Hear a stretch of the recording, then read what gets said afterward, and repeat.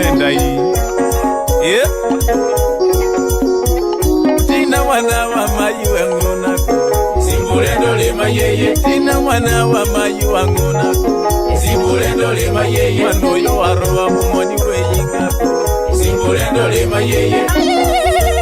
Odi mwimutai Simbulendo lema yeye. Mano evani Sentrini Ladies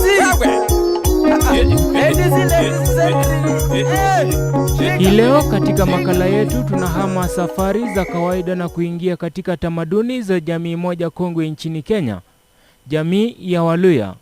Waluhya mara nyingi hupatikana upande wa magharibi mwa Kenya, katika kaunti ya Vihiga, Kakamega, Bungoma pamoja na Busia.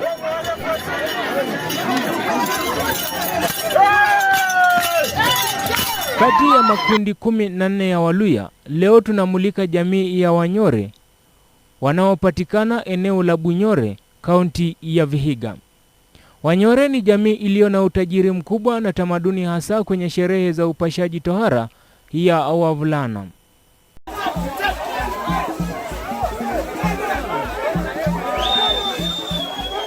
Tohara kwa jamii ya Wanyore si tukio la kiafya pekee, ni hatua ya ukuaji inayoashiria kubadilika kutoka utoto kwenda utu uzima. Ni tukio linaloambatana na maandalizi, mafundisho na mila za jadi zilizorithiwa kwa vizazi. Tukio hili hufanyika miezi ya Agosti na Disemba. Na tunakutana na mzee mmoja kutoka hapa eneo la Mukuru, anatupambia kwa kina makala haya.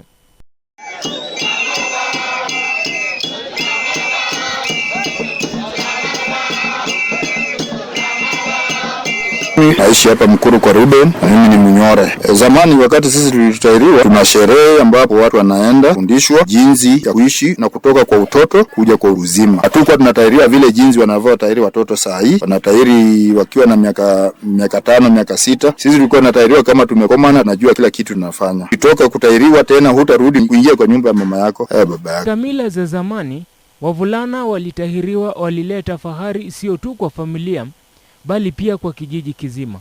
Siku ya upashaji ilikuwa na taratibu maalum, kuanzia maandalizi, wimbo hadi wakati wenyewe wa tohara.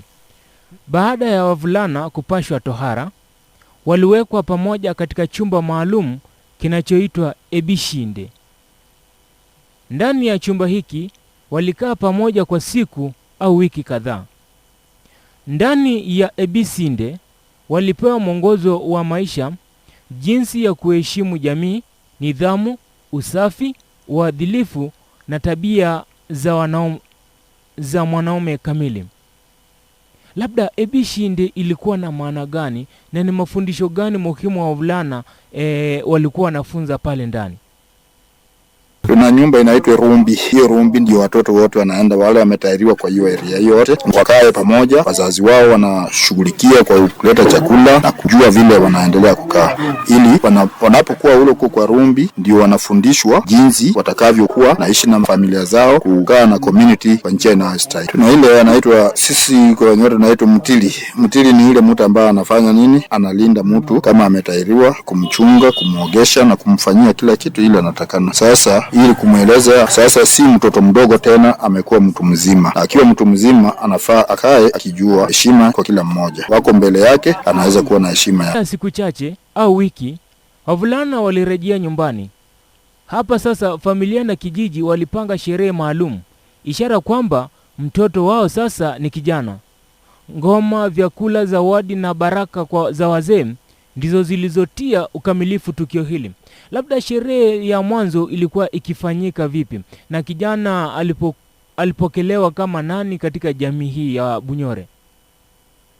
Sherehe inafanywa na sherehe ya kiutamaduni, na hiyo sherehe ya utamaduni lazima tena tuweke Mungu mbele. Watu wa makanisa wanakuja, wanaomba na kuwabariki. Tulikuwa na kiwanja maalum ambao watoto wazee wanafanyia mikutano zao, wanakaa, ili hata wazee wanakuja wanakaribia, kuendelea kuwafundisha na kuelimisha jinsi ya kuweza kuishi. Wazazi hukaa pamoja, wanatoa pesa, wananunua chakula na kuita watu wengine kushangilia na kukaribisha watu. Ambaye wanaruhusiwa kuletwa huko ni samaki, kini nyama, hiyo inaruhusiwa, lakini samaki walikuwa nakataa kwa kusema itafanya mtoto Lakini mambo yamebadilika sana wakati huu.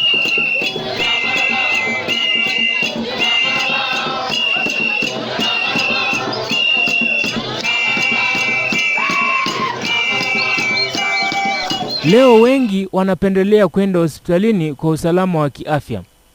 Ebisinde zimepungua, baadhi ya vyakula havipigwi marufuku tena, na sherehe zimekuwa za kifamilia zaidi kuliko kijamii.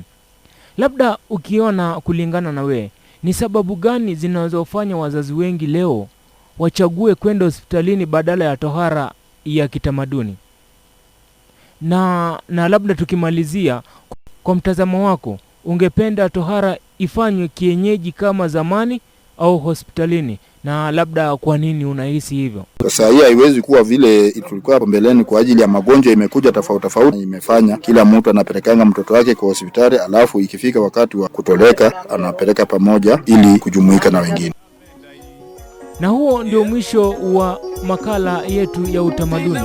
Jina langu ni Levis Umurongo. Tina mwana wa mayu wangu nako Zibulendo lema yeye Wanoyo warowa mumoni weyinga Zibulendo lema yeye Odi murimutai Zibulendo lema yeye Mwana Evanisi Sentrini Ledisi Ledisi Sentrini Shika